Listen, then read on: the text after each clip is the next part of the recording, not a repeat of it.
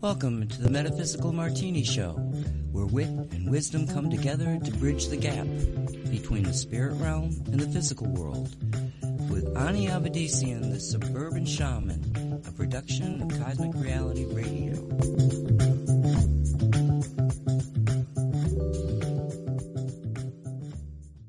And you are live. Hello everyone, I'm Ani Avedissian. Welcome to Metaphysical Martini. 3 parts spirit, 1 part rational mind, add 2 drops of optimism. Give it all a good hard shake and pour. Dress it with the olives of grace and empathy. Sit back, sip slowly, and contemplate the wonder of cosmic creation. Hey, a hearty hello to everyone out there. Thanks for joining us for another round of Cosmic Cocktails on Metaphysical Martini, the show that tries to sort out what's true, what's woo, and what gets flushed down the loo in today's slightly crazed world. Now, we try to do this objectively, putting aside preconceived notions and assumptions, rising above the polarizing rhetoric of partisan politics. Our goal here at Metaphysical Martini is to drink a martini and then to let the spirit inhabit the human, to see our world from a higher vantage point, to let our higher selves guide our human selves and smash that myth of duality. Let's bring it all together. As you can imagine, it's a bit of a challenge.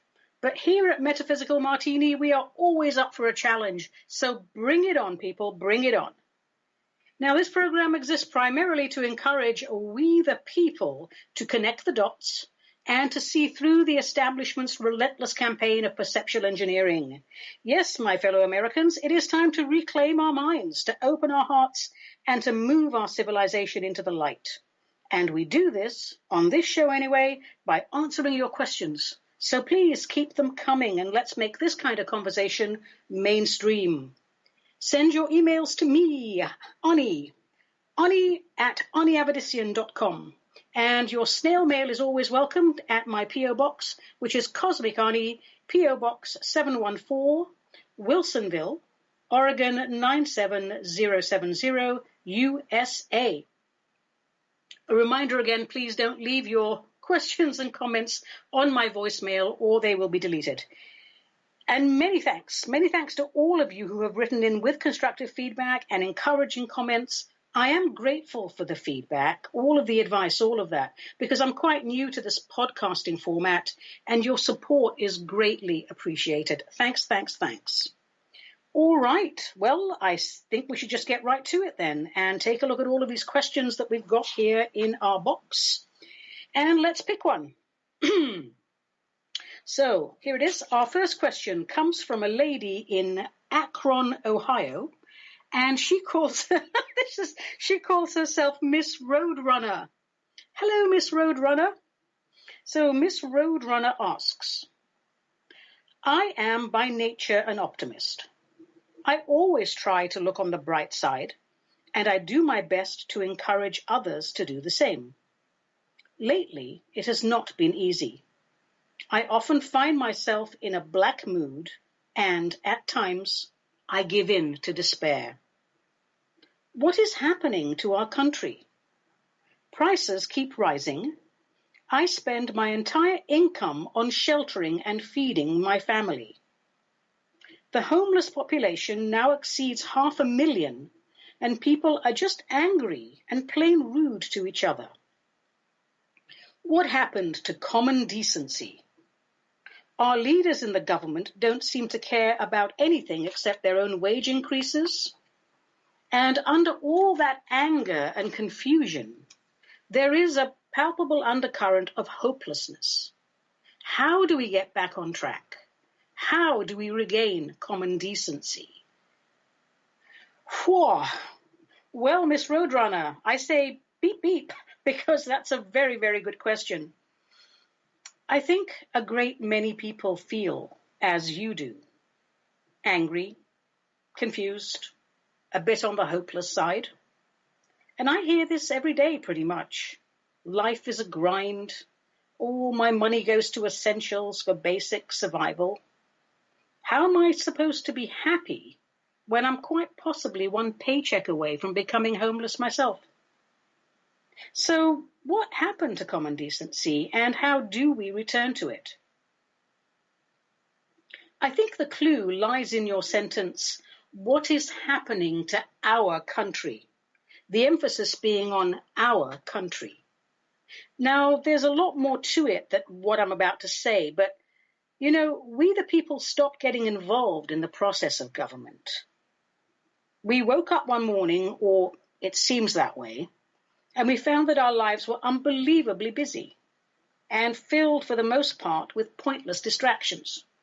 Slowly but surely, we stopped getting involved in the grassroots issues, such as participation in local government, in the education system, in local agriculture.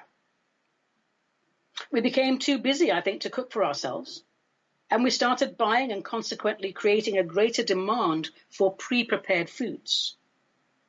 So our health suffered, physically and mentally, and the pharmaceutical industry was all too happy to provide happy pills to soothe the unrest fermenting in the bosom of the masses, as it were.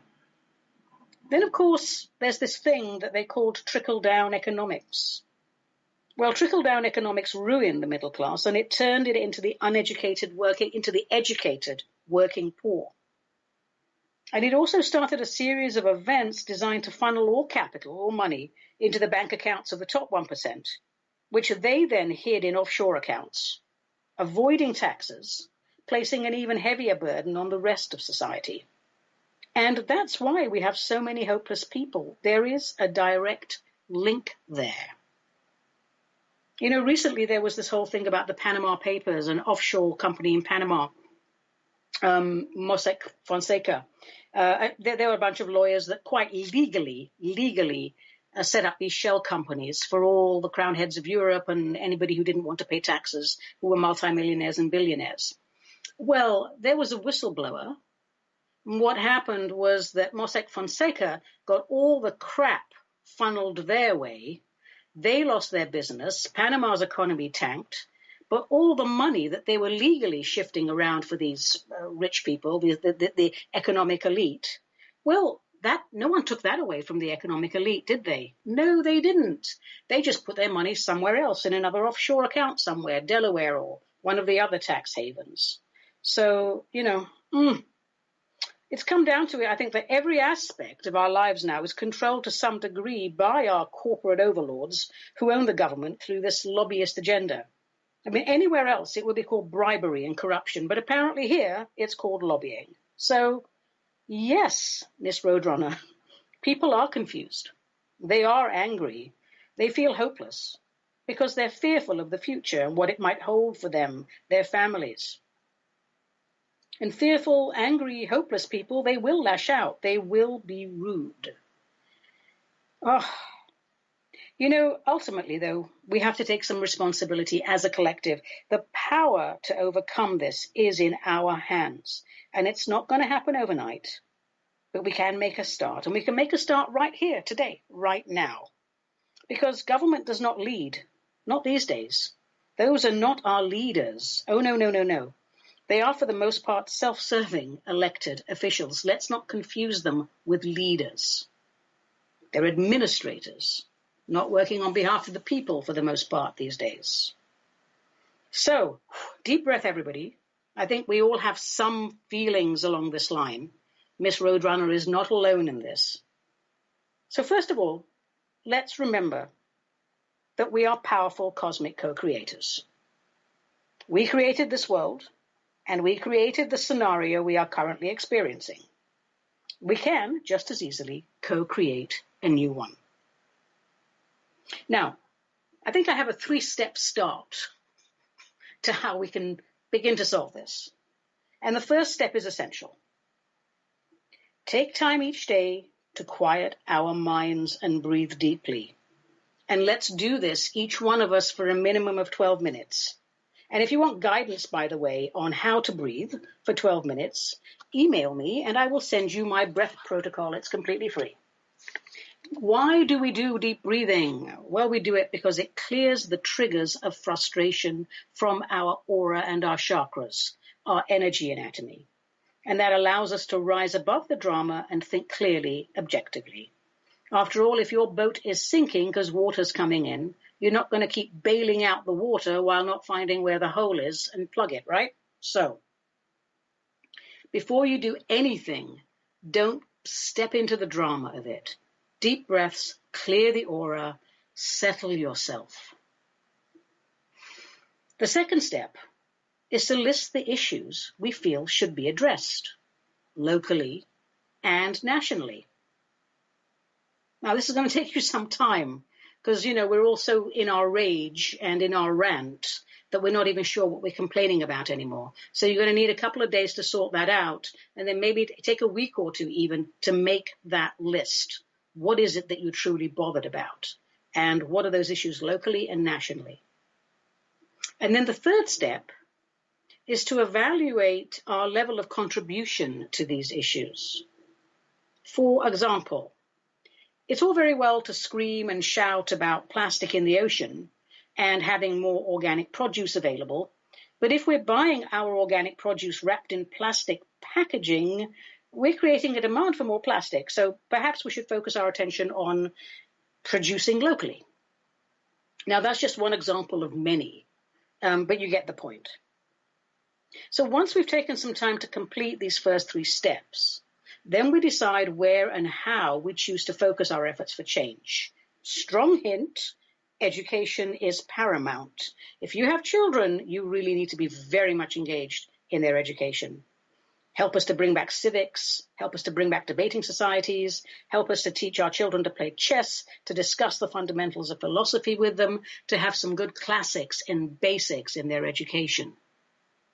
We don't want them to be automatons and conformists. We want them to be critical free thinkers. The establishment does not want them to be critical free thinkers. The establishment wants them to be automatons. We've got to fight back.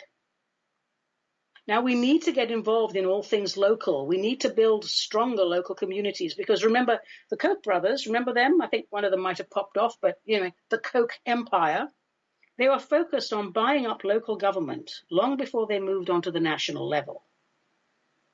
They know how it all works, these people, and it's about time we, the people, did too.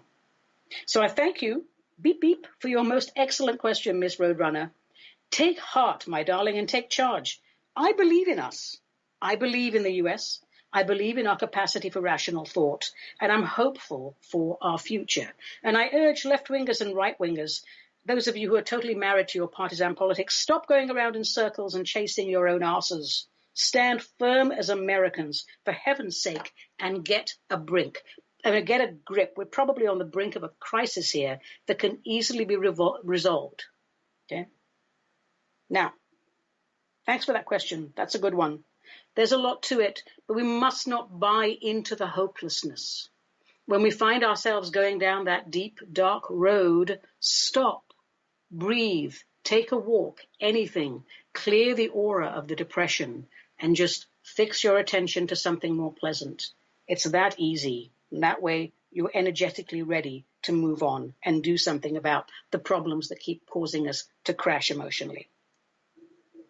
All righty. Our next question comes from Billy, who lives in Middlebury, Vermont. Oh my gosh, it must be beautiful there at this time of year, Billy. Anyway, Billy asks, what is the purpose of reincarnation? Well, Billy, I guess the short answer to that is the soul's evolution. We are, of course, magnificent manifestations of cosmic divine energy. So I don't see the point of having just one life and then sitting on a cloud for eternity, watching everything go by and not being able to participate. Our universe, the entire cosmos, is filled with wonders.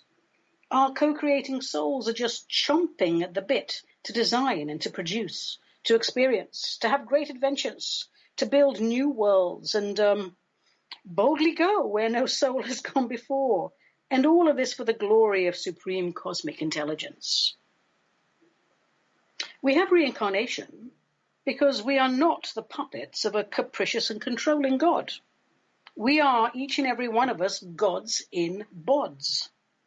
The divine is simply too great to hold just one form. We are its forms, many and myriad, and generally quite marvelous. So I'm glad you're exploring the whole thing with, eternal life and reincarnation, because that's what reincarnation is. It's eternal life. I know a lot of people, perhaps people who are quite religious, may think, well, you have this one life and you do what you can, and then you're judged, and then you go and you sit on a cloud or hang out in some portion of heaven. And that's it. Well, that's not eternal life, is it? So good for you, Billy, for rethinking all of this. All right. Thanks for that question. And let's pull another one out of the hat. Let's see what we got here. Oh, yeah. So this one is from a chap called Larry, and he lives in Smyrna. That would be the one in Delaware, I think, not the one in Turkey, although that's Izmir now anyway. Oh, okay, back to Harry's question. Dear Suburban Shaman, how do I get rid of ghosts in my house? I moved in last year as I got a great deal on the house, but have felt uneasy from the get-go. I often see shadows and have felt something or someone touch me when I am asleep. It wakes me up. This only happens at night. One time I heard the toilet flush, and I live alone. What advice can you give me? I'm not scared. I'm a guy. But it's weird, and if I want to have someone come stay with me, I think they might be frightened by this. Okay, good question, Larry. We get a lot of ghost questions on this show and in my work in general. Let's first of all define what a ghost is. So if you and I drop dead right now, let's hope that doesn't happen, our soul, the part of us that's the soul, will wrap itself up in the energy anatomy, the aura, the chakras, the light body anatomy, and it will leave the body, and it will open a portal, and it will go to heaven, which is Earth's other side. And then all that's left on Earth is the body that we honor and wrap, and it decomposes. Now, if for any reason you die, your mortal body, your physical body dies, but the soul sees the portal and doesn't move on, then that's commonly what we would call a ghost. A spirit is what we commonly call in metaphysics somebody who's already gone to the other side, but wants to, can safely transport themselves backwards and forwards. A ghost is someone who's died, who has not moved on for whatever reason. And there can be many, many different reasons why people don't move on. One of the most common is that they think that God is going to punish them for something or another, or you can be absolutely rip-roaring drunk, or, there's a million and one reasons why you may see the portal and not go through. But the point is, you haven't gone through, now you don't have a physical body, and here you are on a realm that is designed only to sustain life for physical beings. So what do? You're scared. You're waving at people, you're jumping up and down, no one can really see you, no one can really hear you. It's a bit like being in the worst acid trip you've ever had in your life. So the ghosts are the ones who are afraid. I want to put this out to everyone. We're all afraid of subtle energies, aren't we? We're all afraid of things that we don't understand, things that we don't have a frame of reference or familiarity for. But put yourself in the ghost situation. They're the ones in the acid trip. They're the ones that are scared. And if they've been there long enough, they learn how to manipulate some of the physical things on this realm. So if they are, excuse me, if they are making noise, then it's a cry for help. If, they're knocking things over or flushing the toilet, they love water, by the way, because if you don't have a body, you have to take energy from somewhere. And they'll touch you at night because they'll take some of your energy to keep them going, because they can't eat because they don't have a physical body. So we're dealing with somebody like you and me. If you can define gender, if you can define some sort of humanity, some sort of familiarity, then it's a human ghost. And of course, there are animal ghosts as well, but generally they move on a lot faster because they have less issues than we do. So first and foremost, I know you said you're not scared. I'm sure you're not.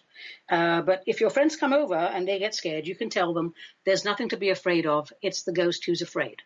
So I don't know what your faith base is or whatever, but you need to help these beings move on. Now, if you are a Catholic or you have some sort of religion and you have a priest that will come over and bless the house and pray for that ghost to move on, then that's what you should do. If you are non-denominational, then call someone like me. There's got to be people like me out there in Delaware, a shaman, an energy worker, something along those lines. And they will be able to come into the place and surround your house in golden light and white light and talk to the ghost and all of the entities that are there. Because, honestly, there never is just one, and open a portal. And a portal will open because God loves us unconditionally and will always receive us back in heaven. And then they'll go through the portal to the other side, and that's the end of that. And then your house will be blessed again and fantastic and illuminated. So it's really that simple. And perhaps you can, if you think that you can do this yourself, you can. If you have any sense of prayer work, connect with whoever you think is God or supreme cosmic intelligence and say there's a lost soul down here. Please send the appropriate angelic realm to take care of it. And they will. Okay. Well, Billy, I hope that helps. If you need professional advice, it's to hand. If you can't find anybody out there, just give me a call and I'll see if I can refer you to someone, or I can even help you myself. All right, Billy, fantastic. Oh, sorry, that was Larry. Oh, okay, Ani, slow down on the martini, darling. That was Larry. Okay, sorry, Larry. Okay, take care of your ghost one. All right. And our next question here is from, oh my gosh, this is from a chap called Volodya, and he's from Ekaterinburg in Russia. Здравствуйте, Volodya, как вы поживаете? Oh my gosh, how wonderful. I don't think we've had a letter from anybody in Russia before. So, oh, fantastic. So, Volodya says, he asks, Dear Suburban Shaman, is it possible for a shaman or similar type person to use their powers for evil? I ask because I have had much bad luck and feel like I am attacked by some dark force. This happens especially when I am in a very happy mood, which I find confusing. I was drinking much when I was younger, but I'm clean now for 5 years. My friends are still drinking, and they like dark things. Thank you. Okay, Volodya. All right, a couple of things on this. Yes, it is possible for a shaman or similar person to use their powers for evil. The force is the force. It is, of course, the principle of unconditional love that creates the cosmos. But the force is, just like in the Star Wars movies, the force. You can use it for good or you can use it for evil because it is a free world and a free universe right now. However, I have to say that the percentage of shamans that are trained highly enough to be able to focus dark energies in such a specific way, there's not really a lot of them around. And most of them are swept up by the government and forced to work for the governments and work for, the dark hats themselves. I'm not saying there aren't any others out there, but for the most part, a shaman won't buy into the evil. Okay? So let me just go out on a hunch here. Yes, it's possible, to answer your question. Of course it's possible. Honestly, I've lived long enough to know I don't know anything. Anything's possible. But I will say what it looks like to me is you're saying this happens especially when I'm in a very happy mood, which I find confusing. So you have a history where you were drinking a lot and, that has its own set of complications. And congratulations to you for being sober and clean for 5 years. That takes a lot of guts, my friend. Good for you.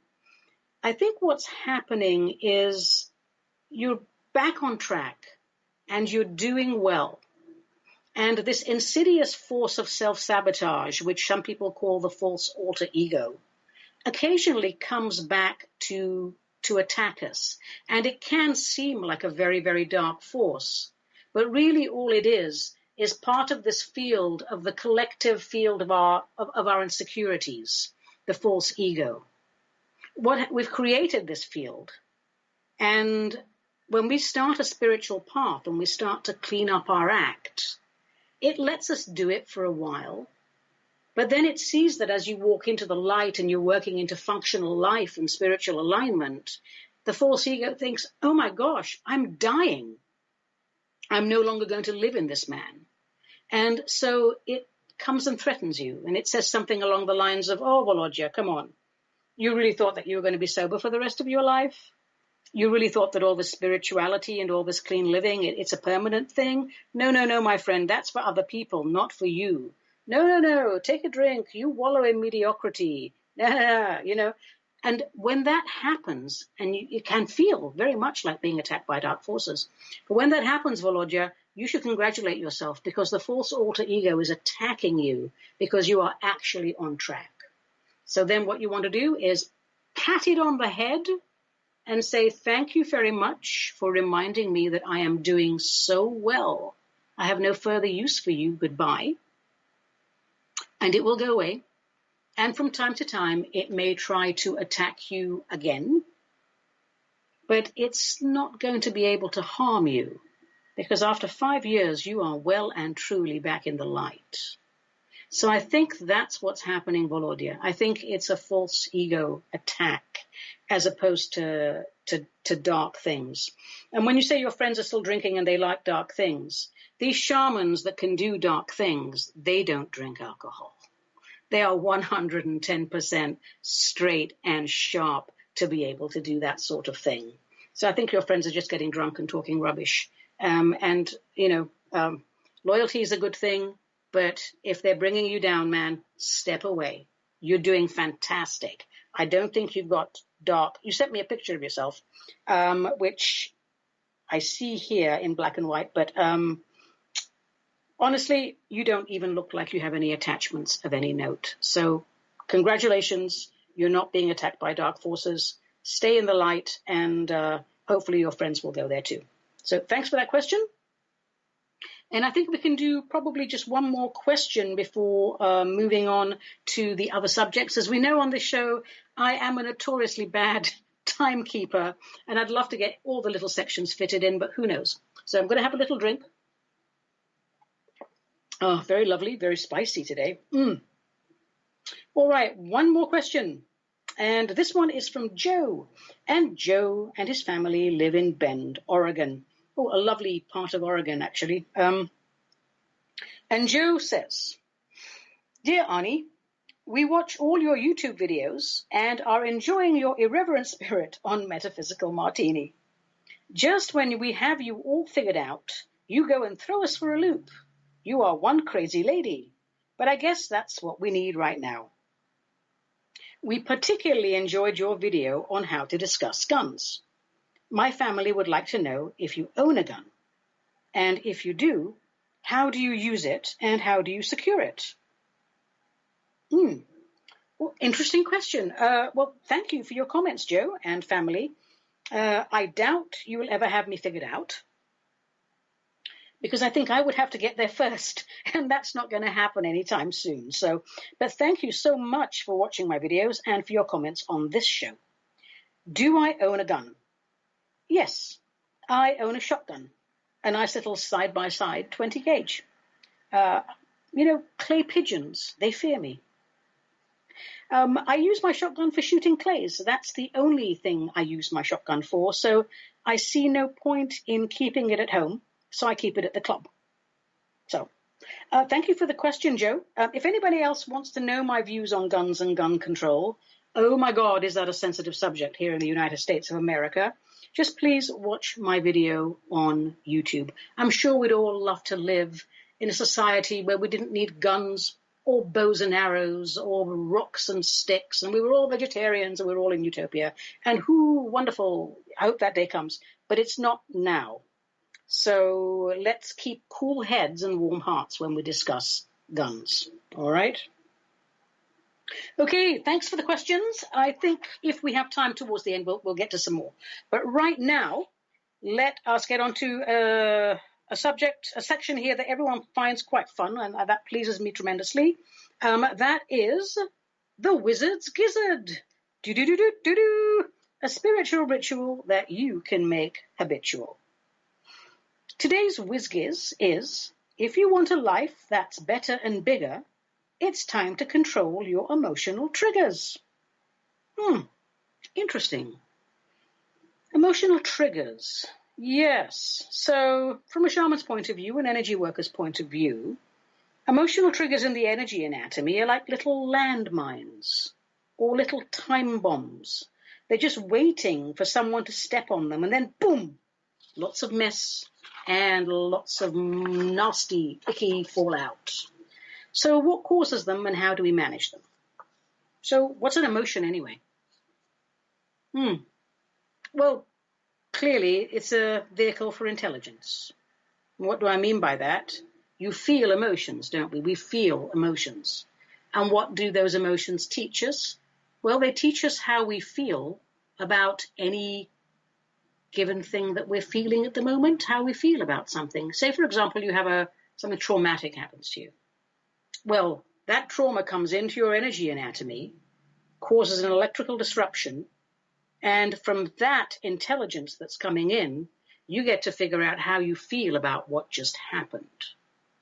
And of course, you can have lovely emotions too. Wonderful things can come in and illuminate the electrical energies. And you remember those, and those will be wonderful things.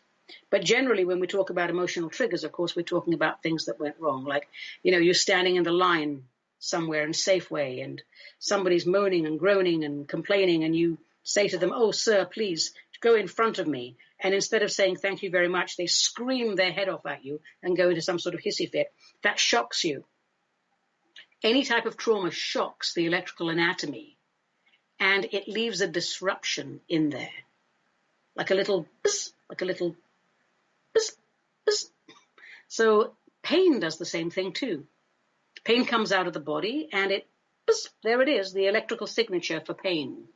And we have all these thought forms, our own thought forms, other people's thought forms. Most of them are unresolved. And how do we feel about the things we're thinking about? You look at our aura, which is like this giant egg shape all around you and down at the ground before you.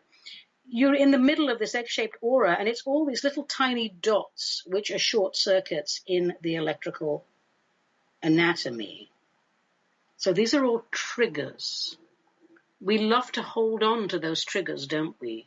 We do like to have a sense of victimhood somehow or another on this planet. And we internalize, because for some reason we're just not emotionally mature enough to discuss our problems with each other honestly and openly. Heck, self-honesty is one of those things we find the most difficult, I think. So by the time you get to a certain age, any age, doesn't matter, you get to my age at 60, you probably got a whole bunch of emotional triggers. And that is the same as having tons and tons and tons of pop-ups and short circuits on your computer. You just know that one day something's going to come along, and it's just going to be the right thing at the right time, and the whole computer system is going to crash. Well, when that happens to a human being, we call that a psychic tear or a nervous breakdown, or whatever the politically correct term that people are using for it now, some sort of a mental breakdown. So most of my job is removing these emotional triggers from people, teaching them how they got there, and teaching them how to keep the aura clear. So this WizGiz protocol is very simple. For 7 days, be aware of anything and everything that triggers you. Every time you're triggered, take 9 deep, slow breaths to repair the electrical disruption caused by the trigger. Then record your observations in a dedicated journal. What triggered me? When? Why did it trigger me? Did it bring back a memory? Did it mess with my worldview? Why was I triggered? An analogy I often make is that an emotion is an emotion in the trigger. It's rather like somebody hands you an envelope, and the minute you get that envelope, you know that it's going to be bad news, because you just get that feeling, don't you? So what you're going to do then, you have no choice. You have to open up the envelope, and you have to take out the intelligence from the envelope. You have to read it, and you have to process it and archive it. And now that's information, and that's wisdom and knowledge inside of you. Now, what are you going to do with the envelope? If you leave the envelope on the dresser, every time that you come into your room, you're going to look at the envelope, which is the trigger, and you're going to remember how you felt the first time you heard that information. That's the trigger in the aura. That little electrical disruption is the same as the envelope. And the only way that we can get rid of it as humans is deep, slow, purposeful breathing. So this exercise will really open you up, and it will heal the fragility that has become commonplace amongst human beings. Why be a walking time bomb when understanding and learning how to interact with our own energy anatomy could change our lives from combustible to functional? Every time you're triggered, take 9 deep, slow, purposeful breaths, and then revisit the trigger and write down, what triggered me? Why did it trigger me?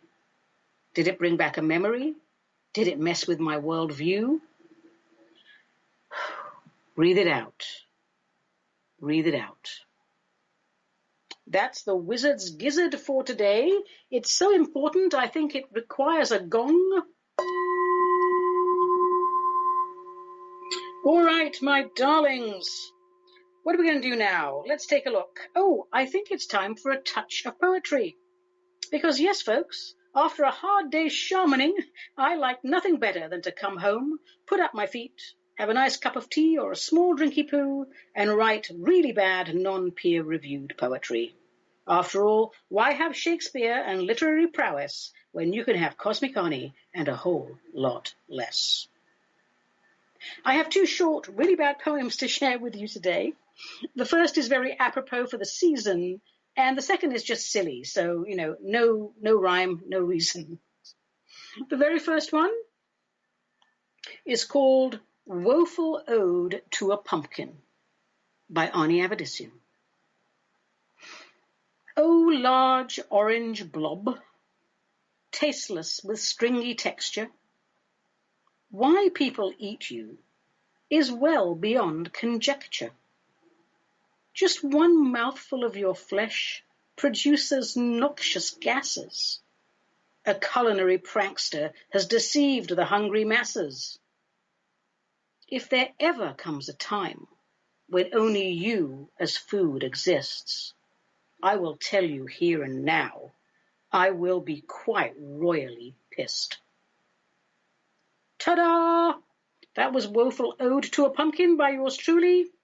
And that was so bad, I think we'll do another one that's probably even worse, but much shorter. So there we are.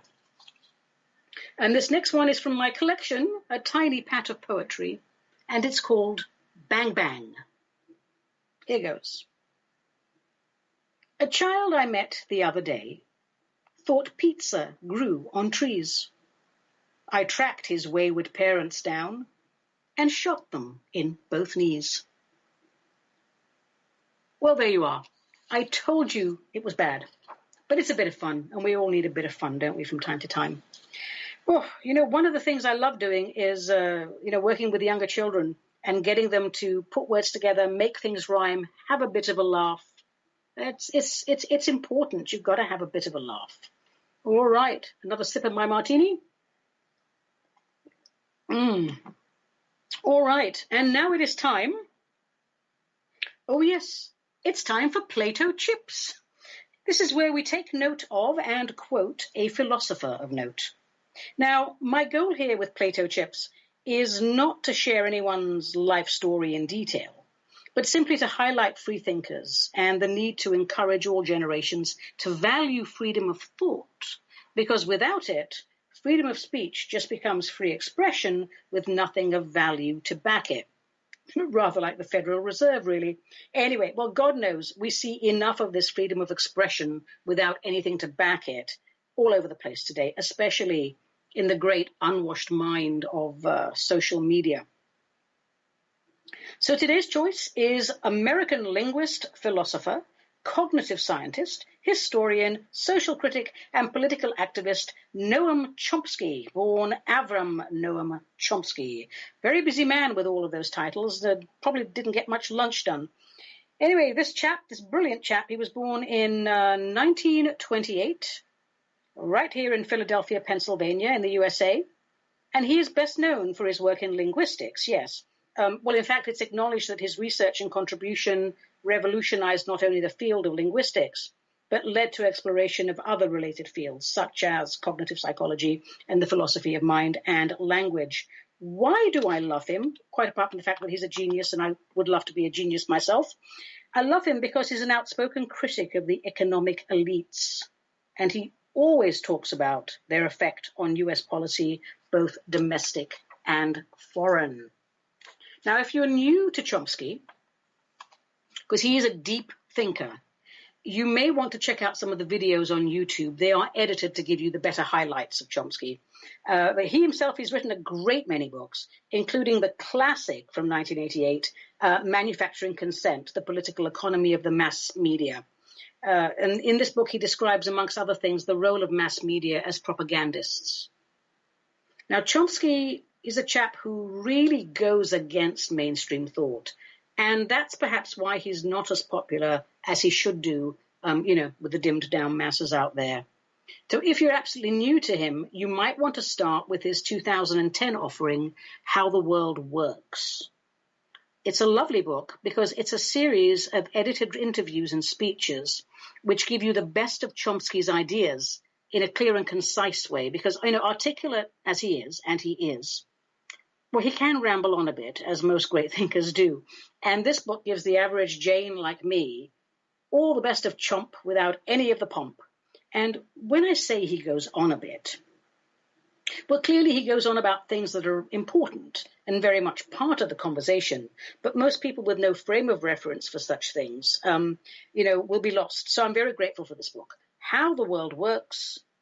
And I've subtitled it Chomsky's Greatest Hits. Okay, here's some quotes from Chomsky, just to put you in the mood, the Chomsky mood. Quote number 1.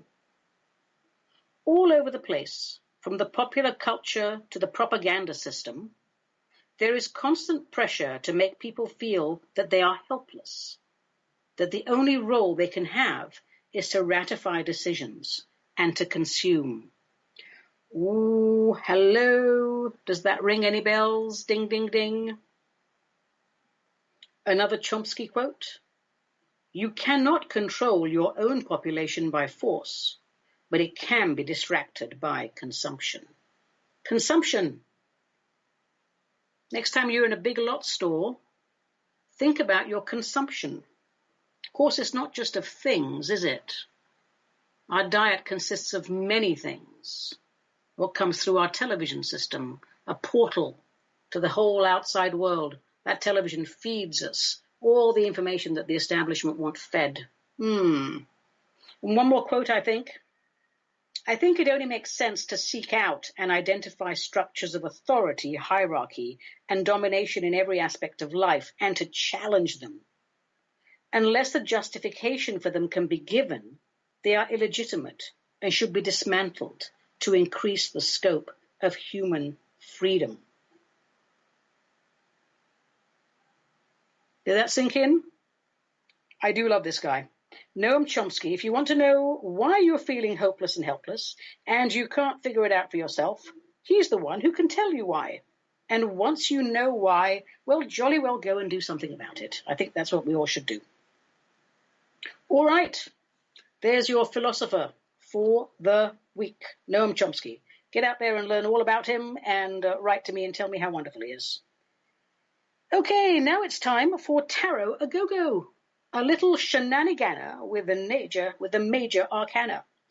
I think I've had too much of this martini. I'm mispronouncing a lot of my words. I'll be more careful next time, maybe.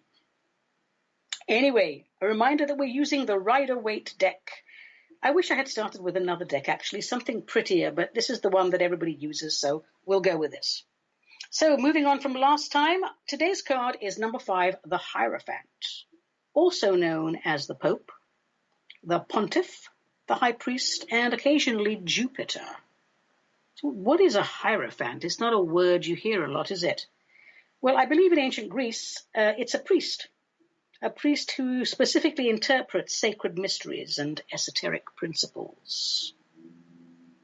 Now, if you take a look at this card, for those of you, who have the tarot deck in front of them, a common reaction to this card is one of distaste, because to many the Hierophant represents the establishment, judgment, restrictions, hypocrisy, people telling you what to think, what to do, how to do it, that sort of thing.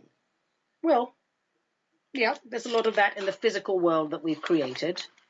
But this card, it can give us access to our spiritual nature too. But that requires a little meditation and a little prayerful contemplation.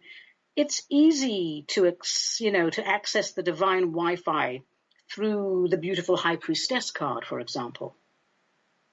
But it's not so easy through the rigid character of the Hierophant. So let's take a look at him right now. Quite regal, isn't he? He is all decked out in his regalia, looking, well, he looks a bit like a pompous dick, in my opinion. He's sitting on his throne, a luxurious throne, which is placed upon a platform, so he's up there above everyone. He is wearing the Trinity tiara, holding his 8-pointed cross, 2 lesser beings at his feet, 2 lower-ranking clergy. And, what's he saying to them? Is he saying, my beloved brethren, seek the path of the inner light? Or is he saying, oi, you two, bring me a double latte with chocolate sprinkles and make it snappy? He's got this look on his face. You just don't know what he's saying. The symbol of the cross keys also lies at his feet, between the 2 lower-ranking clergy. Are those the keys to spiritual wisdom? Or are they the keys to his hotel room? Kind of reminds you of the concierge symbol, doesn't it? But if we step back and take a breath and, Ani, pay attention, release all preconceived notions regarding clergy and step into the illumination of objectivity, as you're so fond of telling other people to do, you might see that he might not be a pompous dick after all. He could, for example, be a helpful advisor, someone who knows the ropes, so to speak, and can guide you through proceedings, legal or otherwise. He could be a doctor. He could be a teacher, some sort of counselor. Whatever he is, though, he is very much a conformist, because this entire demeanor, this whole card says stable traditionalist. But sometimes that's what we need when negotiating the system. Someone who knows how the system works. So when you pick this card, it could be that you're stuck in the system, or it could be that you're searching for spiritual clarity and wish to refine your moral compass. I'm not one to set firm meanings to cards, I would much rather that we spend time with each card in meditation and ask the card to reveal its wisdom to us. When you get a deck, a nice fresh deck of cards, take it out of the box, get a lovely silk cloth for it, and for 33 days, spend 20-30 minutes a day just shuffling your cards with clean hands, putting your energy onto it, and then sleep with your cards, as it were. Show them a good time. Put them under your pillow or somewhere in your bed for 33 days. Let those cards be saturated with your energy. Don't even start to learn about meanings or trying to open, the Celtic spread or any of those spreads. Just shuffle them. Put them back in the silk, wrap them up, and take them to bed with you, and put as much of your energy on them as possible. And then after the 33rd day, just start with the major arcana And, this is a long-term project. Start with a card, hold the card for 15, 20, 30 minutes a day. Look at it. Just look at it. And try to form your own ideas of what it's saying to you. Certainly it'll come with a book, and the book will tell you what the card means, but that may not be everything that the card has to offer. In time, you'll have a relationship with your cards. The people in the cards will talk to you. And once you've done this protocol with the entire deck, when you go to actually do a reading, you'll lay out the cards in your preferred, whether it's the Celtic spread or whatever spread you want to do.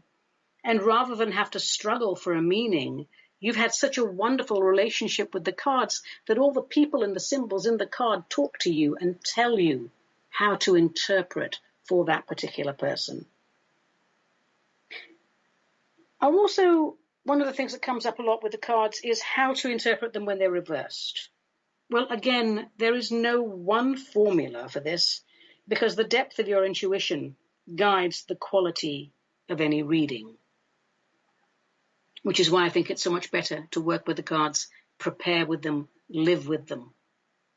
But with a Hierophant, I'll just say that if you randomly pick up this card reversed, then it's time to break the chains of conformity and to speak your mind. And you'll start a new adventure and you'll explore new territory. So be excited.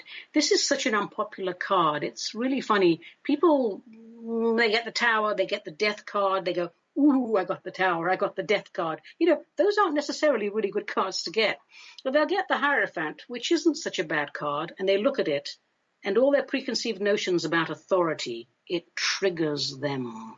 So if that happens to you, use my triggering protocol that we did in the Wizard's Gizzard, okay? It will really help you. So there we are, my darlings, number 5, the Hierophant. Okay, let's take a look at what else we have to offer today. Not sure if we have time for any more questions, but I would like to make you aware of some of the upcoming classes that we have. For those of you that live in the greater Portland area, I live in Wilsonville, Oregon. That's where I do my classes. So we have some Cosmic Conversations coming up, which are 2-hour informal classes that just introduce various New Age subjects to people. Nothing particularly serious and heavy, just an overview. We have a cup of tea. We have a bit of a laugh. Let's see. So October 26th, the Cosmic Conversation is Deep State. What the heck is it? So I'll be discussing, the Illuminati, Deep State, the Establishment, the Bilderberg Group, all of that. And I have to say, I'm very happy for Jeffrey Epstein being busted the way he was, even though no one's talking about him anymore, because all of a sudden people are talking about Deep State. Interesting stuff. So come to my workshop on 10/26 about Deep State. It's the most fun you can have with the Illuminati will be with me. And then on November the 23rd, we have a Cosmic Conversation, another 2-hour class on discovering past lives. That's a very interactive class. That's a lot of fun. So we discuss the whole purpose of reincarnation, and we take a look at the themes of our lives and try to figure out what we have been in the past and in the future, because all points in time and space are one. And that opens us up. That really opens us up to the whole concept of eternal life and how much power we have as co-creators. And this year on the Christmas one, it's going to be on the 14th of December this year, and we are going to do an overview of shamanism and learn a few little shaman tips and tricks. And we're also going to have eggnog and a giant bottle of bourbon, which we do every year in December on the Cosmic Conversation. So we're going to have a bit of a party, and there's going to be party tricks for everyone and lots of fun. So if you want to know more about my classes, please visit my website, aniavedissian.com, and all shall be revealed. If you have any questions, send me an email, because that is the easiest way to communicate in today's busy, busy little world. So, my darlings, I think that's it for today. I think we have done it. We have used up an hour of linear time, an hour we will never get back. And this week's Real Life Martini was carefully crafted by yours truly using hot pepper vodka from New Deal Distilleries right here in Portland, Oregon. And I must say, it is truly a spicy perfection in each sip. You kids down at New Deal Distillery do honor unto your tradecraft, and my life experience, for one, is greatly enhanced by your skill set. Thank you. Hot Monkey Pepper Vodka, yes, from New Deal Distilleries, right here in Portland, Oregon. It packs a punch. I only had one today, and I feel it. I can't wait to hear the rerun of this show. I hope you enjoyed the show as much as I enjoyed recording it. It's always wonderful to spend time with you. I'm Ani Avedissian. This was Metaphysical Martini, a production of Cosmic Reality Radio, to whom we are most grateful. Until we meet again, let the spirit inhabit the human.